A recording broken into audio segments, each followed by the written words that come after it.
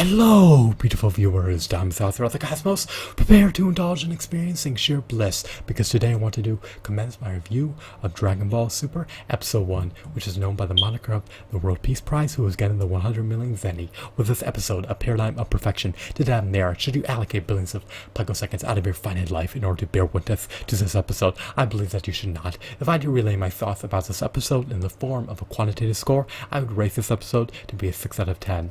Why, you may ask? Well, let me demystify that answer with an inquiry. Even though this episode had excellent visual aesthetics, the plot of it was relatively vapid. This episode was not inundated with action. The Z Warriors should not be relegated to living normal lives. Who wants to see Goku be a radish farmer? Who's content with seeing Gohan strive to be a scholar?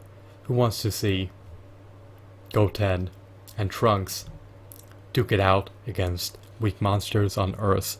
As an avid devout DBZ fan, I certainly do not. I want to see my favorite Z Warriors duke it out against powerful, deadly, malicious villains that are disseminated throughout the universe. I want to see bouts commence. I want to see the Z Warriors charge into the fray of battle. I want to see them train. I want to see them travel to other planets. I do not want to see them confined to Earth, living normal lives. I want to see them thwart evil. What appeased me about this episode? Well, we got to see Hercule, the comic relief character, in action, conversing with the press. He's always able to elicit laughter out of me. It was quite a relief that Goku inherited money from Mr. Satan. Now he can train with King Kai in the subsequent episodes. I'm recording a video, what is it? Why can't you use the other freezer? Why can't you use the other freezer? Why can't you use the other freezer? No, there's room in your freezer, but don't move it or I'll move your stuff. Because there's not enough room tomorrow, I'll move it. Alright.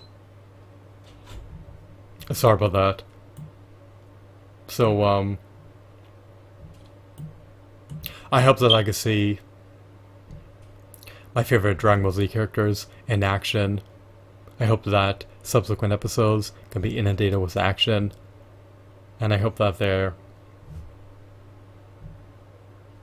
plot lines can be dynamic and can be intriguing and can be enthralling rather than being vapid, mundane, and predictable. So that's my review of Dragon Ball Super Episode 1. I'm relatively disappointed with the first episode. The first episode in an anime series is relatively disappointing. It's typically not saturated with action. It typically does not have a very intriguing plot line, and it's typically not very appealing to witness. So this episode was not too bad. I suppose that it could have potentially been abysmal. This episode was relatively mediocre. I just would love to see more out of the series and not see episodes that are primarily comprised of vapid or filler content. That just deters me from wanting to witness the series. So those are my sentiments. Do they correlate with your opinions? I do not know. How would you rate this episode? Would you deem this episode to be stupendous? Or do you think that it was egregious? Or do you think that it was relatively mediocre?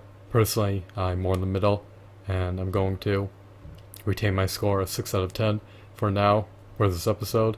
Actually, that will be my rating indefinitely for this episode.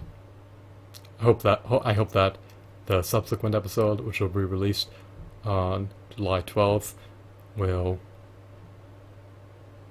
supersede the first episode in all facets.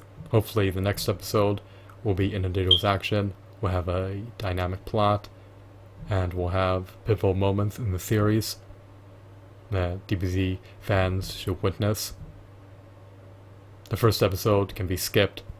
If you miss it, you're not missing out on much. I can assure you of that.